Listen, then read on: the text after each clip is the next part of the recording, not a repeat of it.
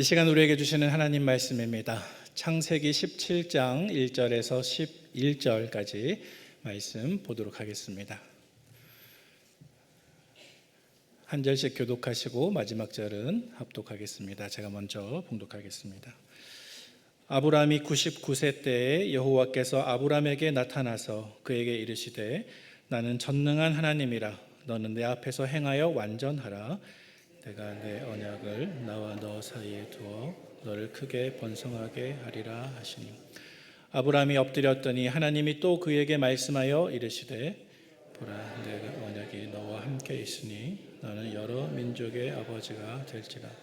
이제 후로는 내 이름을 아브라함이라 하지 아니하고 아브라함이라 하리니 이는 내가 너를 여러 민족의 아버지가 되게 함이니라.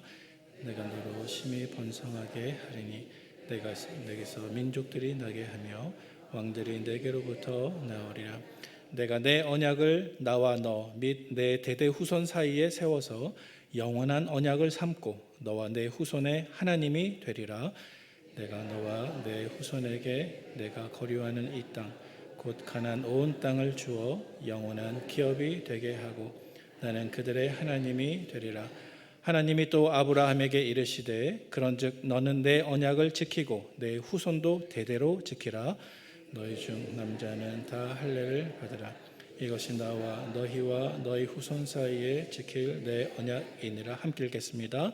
너희는 포피를 베어라. 이것이 나와 너희 사이의 언약의 표징이니라. 아멘. 네, 주일 2부 예배를 맞아 예배 자리에 나오신 우리 모든 성도님들을 주님의 이름으로 환영하고 축복합니다. 또 특별히 추석 명절을 맞이해서 고향 땅을 방문해서 함께 예배드리시는 우리 가족분들 계시면 더욱 주님의 이름으로 환영하고 축복합니다. 추석 연휴이지만 계속해서 창세기에 기록된 아브라함의 믿음 시리즈 설교를 진행하도록 하겠습니다. 오늘은 세 번째 시간입니다. 오늘은 창세기 17장 말씀을 중심으로 아브라함의 믿음을 살펴보기를 원하는데요. 오늘 본문에는 크게 세 가지 내용이 등장하고 있습니다. 먼저 첫 번째로는 믿음에 잠시 실패한 아브라함에게 하나님께서 다시 나타나셔서 그와 새롭게 언약을 맺어주시는 장면이 등장합니다. 또 두 번째로는 하나님께서 아브라함과 사라를 찾아오셔서 원래 이름이었던 아브람에서 아브라함으로, 또 원래 이름이었던 사레에서 사라로 이름을 바꾸어 주시는 장면이 17장 말씀에 등장합니다. 또 마지막 세 번째로는 하나님께서 특별히 아브라함에게 할례를 행할 것을 명령하시는데 그 명령을 받는 즉시 아브라함이 그와 그 모든 가족 남자들에게 할례를 행하는 장면이 오늘 본문 창세기 17장에 기록되어 있습니다.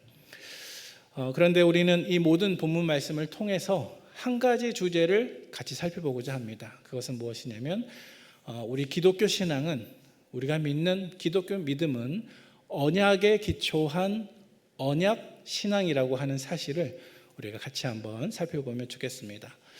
오늘 본문의 내용을 잘 이해하기 위해서 오늘 본문의 배경이 되는 이야기들을 잠깐 살펴보아야 될 것 같습니다. 오늘 우리가 창세기 17장 말씀을 묵상하기 때문에 그 배경이 되는 이야기들은 바로 앞에 등장하는 창세기 15장 그리고 16장에 등장하는 두 가지 사건이 오늘 본문의 주요한 배경이 됩니다. 먼저 창세기 15장 말씀에 보면 하나님께서 아브라함과 언약을 맺으시는 특별한 장면이 등장을 하는데요.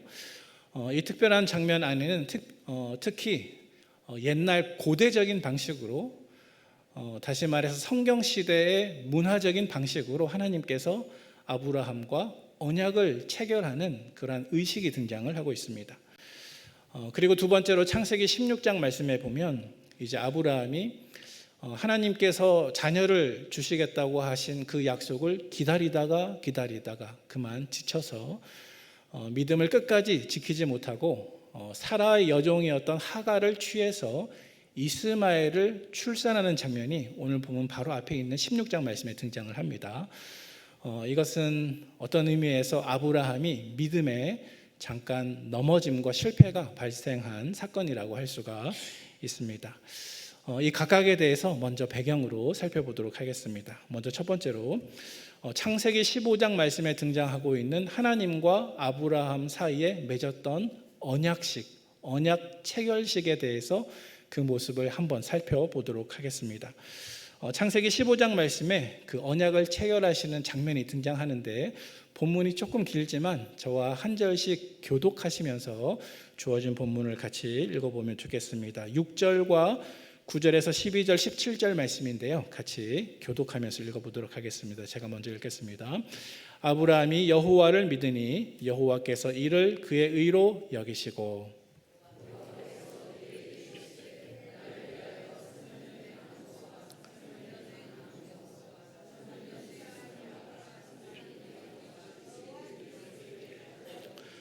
아브라함이 그 모든 것을 가져다가 그 중간을 쪼개고 그 쪼갠 것을 마주 대하여 놓고 그 새는 쪼개지 아니하였으며,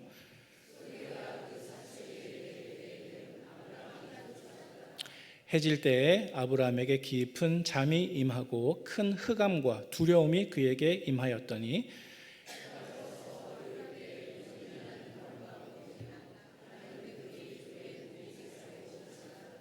아멘. 네. 말씀을 조금 띄엄띄엄 읽었습니다만은 성경을 여러 번 통독하신 분들은 어떤 장면인지 금방 아실 것입니다. 방금 읽은 구절들 속에서 가장 중요한 단어가 있다고 한다면 쪼갠 고기라고 하는 단어가 있습니다. 여러분, 방금 읽은 이 말씀은 옛날 고대 긍동 지역에서 일반적으로 약속을 맺는 두 당사자들이 이 약속이 반드시 지켜져야 한다는 것을 맹세할 때 어떤 의식을 치렀는지 우리에게 설명해 주고 있습니다. 이것은 옛날 문화이기 때문에 오늘날 우리의 입장에서 보면 굉장히 낯설고 좀 이상한 의식이라고 할 수도 있겠습니다. 여러분, 고대 근동이라고 하면 어떤 지역을 뜻할까요? 인류 최초 문명이 발생한 옛 중동 지역을 가리켜서 고대 근동이라고 말을 합니다. 그런데 이 고대 근동 사람들은 언약을 맺을 때 아주 특별한 의식을 행했는데, 그때 꼭 필요한 것이 쪼갠 짐승이었습니다. 여러분, 짐승을 쪼개면 그 짐승은 어떻게 되는 것인가요? 죽음을 맞이하는 것이죠. 자, 그런데 고대 근동 사람들은 언약을 맺을 때 쪼갠 짐승을 가져다 놓고 언약을 맺는 두 당사자가 그 쪼개진 동물들 사체 사이로 지나가는 의식을 했습니다. 자, 그리고 그들이 이렇게 엄숙하게 맹세할 때 그들이 가지고 있었던 마음가짐은 무엇이냐면, 내가 만약 이 약속을 깨트리게 되면, 어기게 되면 나 역시도 쪼개져서 죽어있는 이 동물들처럼 저주를 받을 것이다 라는 마음으로 그 의식을 행했다고 합니다. 자, 여러분, 얼마나 심각하고 중대한 맹세의 과정입니까? 절대로 어겨서는 안 되는 약속이라고 하는 것을 강조하는 과정인 것 같습니다. 자, 그런데 오늘날에는 어떤 계약이나 약속을 할 때 그 계약을 맺는 당사자들이 서로 대등한 관계이거나 서로 이렇게 힘이 비슷한 사람들끼리 계약을 맺는 것이 보통인데요, 고대 사회로 올라가면 갈수록 옛날 사람들이 약속을 맺었던 방식 안에는 이렇게 서로 대등한, 평균적으로 이렇게 지위가 비슷한 사람들끼리 약속을 맺기보다는 때로는 힘이 아주 강한 사람과 힘이 아주 약한 사람들 사이에 이렇게 약속을 맺기도 했다고 합니다. 자, 역사적인 한번 상상을 해보도록 하겠습니다. 고대 사회입니다. 여러분, 고대 사회에서 힘이 아주 센 강대국과 약소국 사이에 어쩔 수 없이 협정을 맺어야 되는 상황에 대해서 같이 한번 생각해 보면 좋겠습니다. 가령 예를 들어서 성경에 보면 옛날에 아수르가 아주 강대국이었죠. 그리고 이스라엘은 상대적으로 힘이 약했죠. 자, 머릿속으로 한번 상상해 보시기 바랍니다. 아수르가 이스라엘에 쳐들어왔습니다. 그래서 전쟁을 하기 전에 아수르 왕이 먼저 이스라엘 왕을 불러다가 약속을 하자라고 제안을 합니다. 그 약속의 내용은 다음과 같습니다. 자, 우리가 언약을 맺자. 만약 너희가 아수르에 항복하면 너희 목숨을 살려주겠다. 너희를 보호해주겠다. 하지만 만약에 이 약속을 받아들이지 않으면 평화를 보장해주지 못할 것이다. 만약 너가 나와 같이 언약을 맺게 되었을 때 언약을 받아들인다고 한다면 그 언약 이후에 이스라엘이 어떻게 해야 할지는 아수르가 정할 것이다. 너희가 아니라 아수르가 그것을 정할 것이다. 하지만 만약 이 모든 조건들을 너희가 받아들이지 않는다고 한다면 아수르는 너희와 전쟁을 일으킬 것이고 너희는 아수르에 멸망하게 될 것이다. 여러분, 만약 외교적으로 전쟁을 일으키기 전에 강대국이 약소국에 쳐들어와서 이렇게 제안을 했다고 쳐봅시다. 만약 여러분들이 힘이 약한 이스라엘의 왕이라고 한다면 여러분, 이러한 제안 앞에서 여러분 싫습니다. 당신 아수르의 운명은 내가 정하겠습니다. 그렇게 말할 수가 있겠습니까? 아마 그렇게 말한다고 한다면 여러분들의 결과는 아마 죽음이 될 것입니다. 만약 살기 원한다면 이 협정을 받아들일 수밖에 없을 것입니다. 자, 그래서 만약 협정을 받아들이기로 한다면 아수르 왕과 이스라엘 왕은 이제 언약 체결식을 하게 될 것입니다. 고대 근동의 언약 체결식에 따라서 그들은 짐승을 죽여놓고 짐승을 절반으로 쪼갤 것입니다. 그리고 사체를 양쪽에 버려놓고 그 쪼개진 짐승 사이로 언약을 맺고 있는 아수르 왕과 이스라엘 왕이 동시에 통과하게 될 것입니다. 그러면서 그들은 마음속에 작정할 것입니다. 누구든지 이 언약을 깨트리면 이 죽어있는 사체들처럼 저주를 받을 것이다. 여러분, 이것이 고대 사회에서 일반적으로 고대 근동 사회에서 행해졌던 언약 체결식이라는 것입니다. 자, 여러분, 성경에서 언약이라고 하는 말에 해당하는 히브리어가 베리트라고 하는 말입니다. 자, 그런데 조금 복잡하지만 이 베리트라고 하는 말은 또다시 바라라고 하는 히브리어를 원어근으로 가지고 있습니다. 그런데 이 바라라고 하는 말이 가지고 있는 뜻이 쪼개다, 자르다, 끊어내다 라고 하는 뜻을 가지고 있습니다. 다시 말해서 고대 근동 사회에서 약속을 맺을 때 짐승들을 쪼개놓고 짐승들을 잘라놓고 그 사이를 통과하면서 두 언약 쌍방 간에 약속을 맺는 그 사건에서 이 언약이라고 하는 단어가 나왔다는 것입니다. 자, 그래서 창세기 15장 말씀에 보면 하나님께서 아브라함과 언약 체결식을 하시는데 바로 이와 같은 모습으로 언약을 맺는 것을 우리가 알 수 있습니다. 자, 그래서 창세기 15장 말씀에 보면 하나님께서 아브라함에게 명령하셔서 3년 된 여러 가지 동물들을 준비하라고 말씀하시죠. 그래서 아브라함은 그것을 준비합니다. 그리고 그것을 쪼개 놓습니다. 자, 그런 다음 아브라함은 깊은 잠에 빠져듭니다. 자, 그런데 이 약속이 진행될 때 우리가 성경을 보면 아주 특별한 사건이 일어납니다.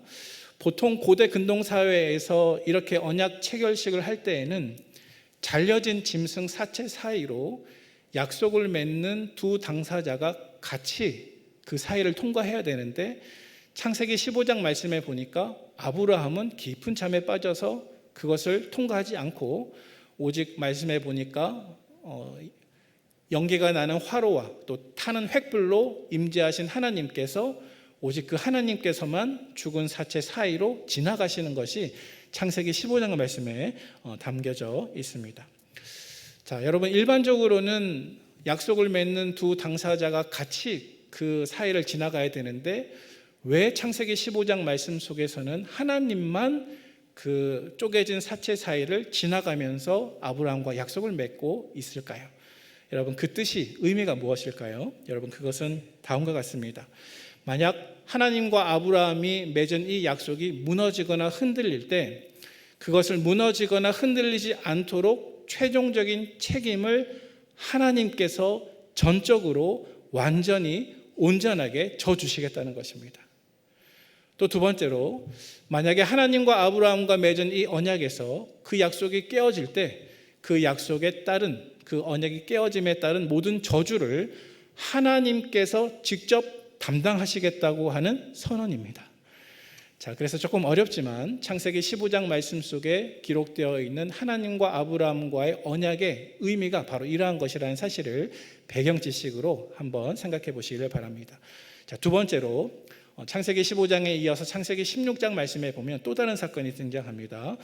그것은 우리가 이미 말씀드린 대로 아브라함이 하나님의 약속을 끝까지 기다리지 못하고 사라의 여종이었던 하갈을 취해서 이스마엘을 출산한 것입니다. 이때 아브라함의 믿음은 실패했습니다. 하나님께서는 분명하게 아브라함과 사라 사이에서 약속의 씨를 주시겠다고 약속하셨는데 그는 그만 세월이 가는데도 불구하고 아무런 변화가 있지 않자 마음의 조급함을 가지고 자기 아내 사라의 제안을 받아들였습니다. 그래서 하갈을 통해서 약속의 씨가 아니라 또 다른 아들을 낳게 되었습니다. 물론 여러분, 아브라함이 이 당시에 사라의 여종을 통해서 아기를 출산하는 이 일은 이 당시 문화나 이 당시 기준으로 보면 전혀 잘못된 일이 아닙니다. 하지만 여러분, 하나님의 시선에서는 잘못되었습니다. 하나님의 뜻은 분명하게 아브라함과 사라 사이에서 하나님의 능력으로 아이가 태어나는 것이 하나님의 뜻이었기 때문에 그렇습니다. 자, 따라서 창세기 16장에 나오는 아브라함의 모습은 믿음에서 잠시 넘어지는 모습입니다. 자, 그리고 그 결과 꽤 심각한 결과가 따라오게 되었는데요. 바로 이때부터 13년 동안 하나님께서는 아브라함에게 나타나지 않으시고 아브라함에게 침묵하게 되십니다. 자, 오늘 본문으로 돌아와서 창세기 17장 1절 말씀을 눈으로 한번 보시기 바랍니다. 1절 말씀 보시면 하나님께서 아브라함의 나이 99세에 그에게 나타나셔서 말씀하십니다. 자, 그런데 창세기 17장 1절 바로 앞에 있는 16장 가장 마지막 절을 한번 보세요. 16장 16절 말씀에 보시면 아브라함이 이스마엘을 낳았을 때 그 나이가 몇 세였습니까? 86세였습니다. 자, 그래서 아브라함의 나이 86세에서 그 다음 17장 1절이 시작할 때에는 99세이기 때문에 몇 년 동안 침묵하신 것입니까? 13년 동안을 하나님께서 침묵하셨습니다. 사랑하는 우리 성도 여러분, 하나님께서 이렇게 침묵하시는 오랜 기간 동안에 아브라함의 마음속에 어떤 생각이 들었을까요? 아마도 그는 자기가 저질른 믿음에 대한 과오를 깊이 성찰하고 깨닫게 되었을 것입니다. 어쩌면 그는 하나님의 약속에 대한 열의를 잠시 내려놓고 소망에 대해서 뒤처져 있는 모습이었을 수도 있을 것입니다. 자, 그런데 그때 하나님께서 그에게 다시 찾아오십니다. 그리고 그에게 하나님의 언약을 다시 한번 새롭게 그에게 환기시켜 주십니다. 여러분, 오늘 보면 1절 말씀을 우리 같이 한번 읽어보겠습니다. 시작.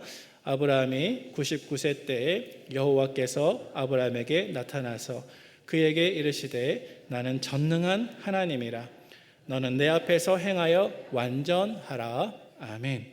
자, 여러분, 어쩌면 이 1절 말씀 속에서 가장 중요한 구절 가운데 하나는 바로 나는 전능한 하나님이라 라는 계시의 말씀인 것 같습니다. 아브라함은 하나님의 능력을 믿지 못했습니다. 그래서 그만 하갈을 통해서 이스마엘을 출산하게 되었죠.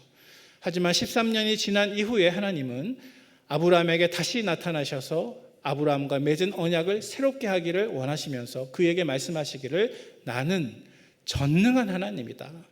나는 전능한 하나님이다. 따라서 너가 믿지 못하는 그 모든 현실의 문제 속에서 하나님의 약속을 이룰 전능한 능력을 가진 자는 바로 나이다. 이렇게 하나님은 아브라함에게 확신을 더해주고 계시다는 것입니다. 아무리 우리의 현실 가운데 하나님의 약속이 과연 이루어질까?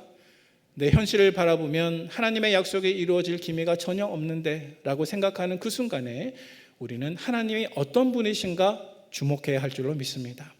여러분, 하나님은 어떤 분이십니까? 전능하신 하나님이십니다. 아무것도 없는 무에서 유를 창조하시며 결코 이루어질 수 없는 현실 가운데 능력을 베풀어 주시는 분이 바로 전능하신 하나님이신 것을 기억하시는 저와 여러분 되시기를 축복합니다. 여러분, 만약 우리가 때때로 믿음 생활을 하다가 이 아브라함과 같이 그만 실패하고 넘어질 때가 있는데 그럼에도 불구하고 그 쓰러지고 넘어진 그 자리에서 여전히 우리에게 미래가 있고 여전히 우리에게 소망이 있는 이유가 무엇인가요? 그것은 바로 하나님께서 전능하신 하나님이시며 하나님께서 약속을 끝까지 이루시는 신실하신 하나님이시기 때문에 그렇습니다. 여러분, 오늘 본문 7절 말씀을 한번 읽어보도록 하겠습니다. 7절 말씀입니다. 내가 내 언약을 나와 너 및 내 대대 후손 사이에 세워서 영원한 언약을 삼고 너와 내 후손의 하나님이 되리라. 아멘. 자, 여러분, 오늘 우리는 창세기 17장 아브라함과 하나님 사이에 맺은 그 언약을 함께 묵상하면서 우리 기독교 신앙은 언약 신앙이다. 우리가 가진 믿음은 언약에 기초한 믿음이다. 이것을 계속 살펴보고자 하는데요. 여러분, 방금 읽은 이 7절 말씀에 근거해서 하나님이 아브라함과 언약을 맺으셨던 것처럼 하나님이 우리와 언약을 맺기 원하실 때 그 언약의 내용을 한마디로 요약하면 어떻게 얘기할 수 있을까요? 어떻게 정리해 볼 수가 있을까요? 그것은 아마 자막에 볼 수 있는 것처럼 예레미야 30장 22절 말씀에도 기록된 것과 같이 너희는 내 백성이 되겠고 나는 너희의 하나님이 되리라. 너희는 내 백성이 되겠고 나는 너희의 하나님이 되리라. 이것이야말로 하나님께서 저와 여러분들과 맺기 원하시는 언약인 줄로 믿으시기를 바랍니다. 여러분, 너희는 내 백성이 되겠고, 이것이 무슨 뜻입니까? 만약 우리가 하나님의 백성이 된다고 한다면 하나님께서 아브라함과 그 후손들을 축복해 주셨던 것처럼 저와 여러분들을 보호해 주시고 우리에게 복을 베풀어 주시겠다는 약속인 줄로 믿으시기를 바랍니다. 자, 그렇다면 여러분, 두 번째로 너희는 내 백성이 되겠고, 그 다음에 나오는 또 다른 약속이 있는데요. 그것은 바로 나는 너희들의 하나님이 되리라. 나는 너희들의 하나님이 되리라. 여러분, 이것은 어떻게 가능하게 되는 것일까요? 여러분, 하나님께서 우리의 하나님이 되시려면 어떤 조건을 만족해야 우리의 하나님이 되실 수가 있을까요? 여러분, 이것은 오직 한 가지 조건밖에 없습니다. 그 방법은 무엇이냐면 내가 내 삶의 주도권을 하나님께 넘겨드릴 때입니다. 우리가 내 인생의 결정권을 하나님께 넘겨드릴 때 하나님은 우리의 하나님이 되실 수가 있습니다. 여러분, 혹시 사형리라고 하는 전도책자를 들어보셨습니까? 사형리라고 하는 전도책자에 다음과 같은 그림이 실려져 있습니다. 우리 자료를 봐주시기 바랍니다. 자, 상징적인 그림인데요. 먼저 동그라미는 우리 인간의 마음을 뜻합니다. 자, 그리고 동그라미 안에 있는 저 의자는 내 마음의 중심을 뜻합니다. 자, 그리고 십자가는 예수 그리스도를 뜻하고요. 영어로 S로 표시되어 있는 저것은 셀프, 나 자신을 뜻합니다.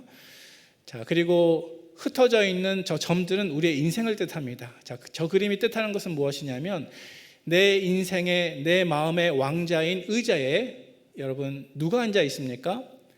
셀프, 나 자신이 앉아 있습니다.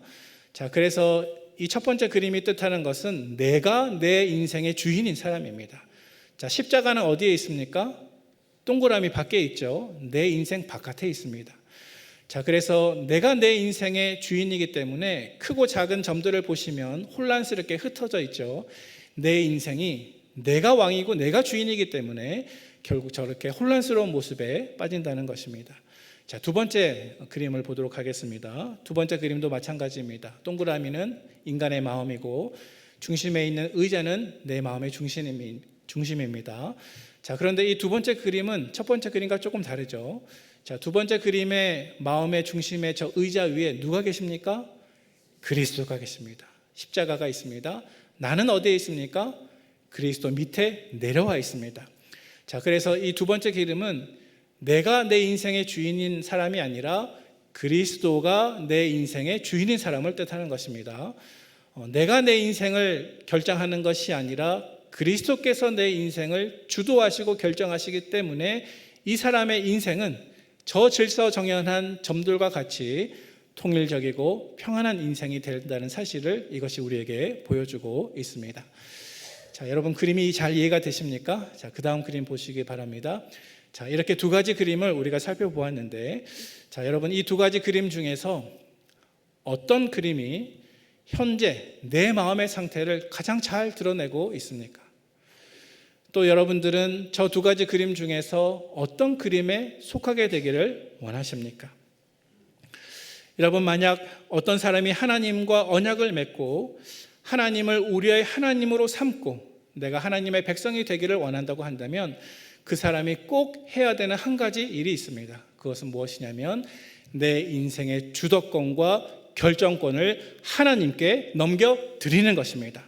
그리고 나는 내 인생의 왕좌에서 내려와서 모든 것을 하나님께 맡기고 그리스도께 복종하는 것입니다. 만약 저와 여러분들이 내 인생의 주도권과 결정권을 하나님께 넘겨드리지 않는다고 한다면 여러분, 하나님은 결코 우리의 하나님이 되실 수가 없는 것입니다. 여러분, 하나님이 저와 여러분의 하나님이 되기를 원하시는 이 언약 관계 안에서 저와 여러분들이 반드시 해야 할 일은 내 삶의 주도권과 내 삶의 모든 결정권을 주님께 드리는 것입니다. 사랑하는 우리 북문의 성도 여러분, 지금 현재 여러분들의 삶의 주도권과 결정권을 그리스도께 드리시는 저와 여러분들 되시기를 축복합니다. 만약 우리가 그렇게 한다면 하나님께서 우리 삶 속에 찾아와 주셔서 저와 여러분들의 삶을 변화시켜 주시고 마침내 하나님께서 여러분의 하나님이 되시고 마침내 우리가 하나님의 백성이 될 줄로 믿으시기를 바랍니다. 오늘 본문의 두 번째 사건으로 넘어가도록 하겠습니다. 오늘 본문의 두 번째 사건은 하나님께서 아브라함과 사라를 찾아오셔서 그들을 하나님의 백성 삼아 주시고 그들의 삶 속에 불가능한 일을 행하시기 위해서 그들의 이름을 바꾸시는 일입니다. 자, 오늘 본문 5절 말씀 같이 한번 봉독해 보겠습니다. 이제 후로는 내 이름을 아브라함이라 하지 아니하고 아브라함이라 하리니 이는 내가 너를 여러 민족의 아버지가 되게 함이니라. 아멘. 자, 여러분, 아브라함의 원래 이름은 아브람이었는데요. 이 아브라함의 뜻은 높은 아버지라는 뜻입니다. 그리고 하나님께서 그에게 주신 새로운 이름인 아브라함의 뜻은 열국의 아버지라는 뜻입니다. 아브람, 높은 아버지는 그저 한 가정 안에서 높은 아버지라는 뜻이고, 아브라함, 열국의 아버지는 모든 민족들의 아버지가 된다는 뜻입니다. 여러분, 만약 우리가 아브라함과 같이 나와 언약 맺기를 원하시는 하나님의 부르심 앞에 엎드려 순종하면 여러분, 그 다음 결과로 하나님은 저와 여러분들의 삶을 반드시 변화시켜 주실 것입니다. 하나님께서 우리에게 언약을 맺기를 원하실 때 그 언약의 요구 조건 중에 하나가 무엇이냐 하면 바로 삶의 변화입니다. 자, 그래서 하나님께서는 아브라함에게 나타나셔서 이렇게 말씀하셨습니다.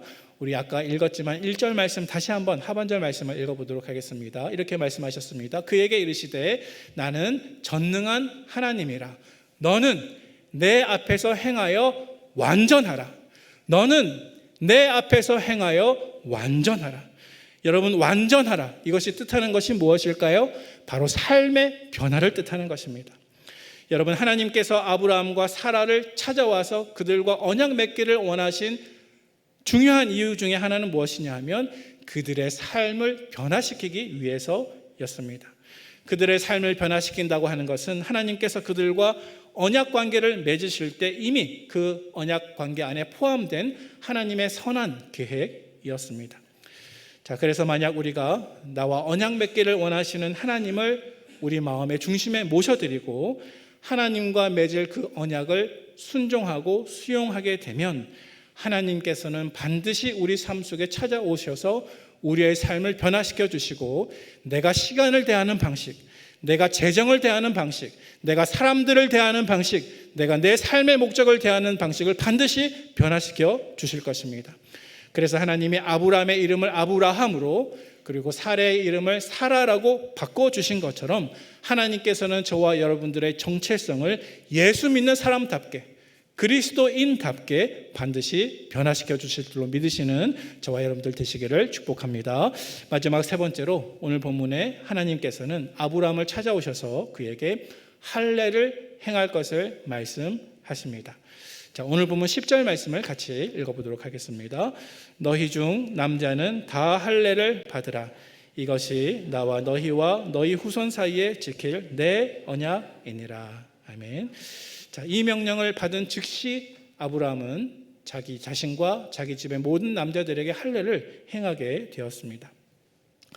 자, 여러분, 할례가 무엇입니까? 우리가 잘 알고 있죠. 할례란 남성 생식기관의 포피를 베어내는 것입니다. 이것은 생명과 또 아브라함의 씨를 상징하는 것이기도 합니다. 자, 그래서 만약 아브라함과 그의 후손들이 하나님과 맺은 언약에서 언약을 잘 이행하지 않거나 언약을 거부하게 되면 아브라함의 씨는 잘려질 것이다. 하나님의 백성 공동체에서 끊어질 것이다. 이러한 뜻을 가지고 있는 것이 바로 할례입니다. 자, 그래서 할례는 단순히 육신의 표식이 아니라 오늘 본문에 보니까 하나님과 맺는 언약의 표징이라고 말씀하고 있습니다. 자, 그런데 여러분 한 가지 질문을 드리겠습니다. 여러분, 할례만 받으면 자동적으로 하나님의 백성이 되고 할례만 받으면 자동적으로 구원을 받게 될까요? 아닙니다. 아니죠. 자, 여러분 오늘 본문 속에서 이스마엘은 아브라함이 할례 받은 날에 똑같은 날에 할례를 받았습니다. 하지만 이후에 성경 본문을 살펴보면 아무리 성경을 들여다보아도 이 이스마엘이 진정으로 하나님께 돌아왔다는 증거가 없습니다. 자, 따라서 육신의 할례보다 더 중요한 것은 무엇입니까? 마음의 할례입니다. 자, 이것은 구약의 이야기이고요. 여러분 신약으로 넘어오면 구약에서 할례가 무엇으로 대체가 됩니까? 세례로 대체가 됩니다. 자, 그래서 구약에서는 하나님 언약 백성됨의 표징이 할례였지만 신약 시대에는 무엇입니까? 세례인 것입니다. 자, 그러면 여러분 아까와 똑같은 질문을 한번 드려보도록 하겠습니다. 한번 대답해 보세요. 여러분 세례를 받으면 자동적으로 하나님의 백성이 되고 세례를 받으면 자동적으로 구원받게 되는 것입니까? 그렇습니까? 크게 대답해 보세요. 아닙니다. 아니죠. 왜냐하면 믿음이 없이도 세례받을 수 있기 때문입니다. 자, 그래서 외면적인 세례보다 훨씬 더 중요한 것은 무엇이냐 하면 마음의 세례 혹은 성령 세례입니다. 우리가 예수 그리스도를 구주로 영접하고 성령님께서 내 안에 오셔서 내가 영적으로 새롭게 탄생하는 것이 더 중요한 것입니다. 자, 여러분 지금까지 우리는 오늘 살펴보고 있는 창세기 17장 말씀을 통해서 우리 기독교 신앙이 언약 신앙이다. 또 언약이라고 하는 것이 굉장히 중요한 것이다. 조금 어렵지만 이 주제를 계속 살펴보고 있습니다. 자, 지금까지 살펴본 모든 내용들을 한번 종합해 보도록 하겠습니다. 우리가 세 가지 내용들을 살펴보았는데요. 자, 먼저 첫 번째로 고대 근동에서 언약이라고 하는 단어가 가진 그 히브리 말로 베리트 혹은 바라라고 하는 말이 가진 뜻이 무엇이라고 그랬습니까? 잘라내다, 절단하다, 쪼개다 이런 뜻을 가지고 있다고 했죠. 자, 두 번째로 창세기 15장 말씀 속에서 하나님과 아브라함이 언약을 맺는 것을 우리가 살펴보았습니다. 자, 그런데 특별한 점이 있다고 했습니다. 보통은 두 언약 당사자가 같이 쪼개진 재물 사이를 가야 되는데 창세기 15장에는 누구만 지나갔습니까? 하나님만 지나갔습니다. 그런데 이것은 두 가지 뜻이 있다고 했습니다. 먼저 첫 번째로는 하나님께서 아브라함과 맺은 그 언약을 실패 없이 이룰 수 있도록 모든 책임을 다 감당해 주실 것이다. 또 두 번째로는 만약 이 언약이 깨트려진다면 그 깨트림에 대한 저주를 하나님께서 직접 다 받아 주실 것이다. 이것이 두 가지 의미였습니다. 자, 또 세 번째로 여러분 창세기 17장 말씀에 어떤 언약의 표징이 등장했습니까? 할례입니다.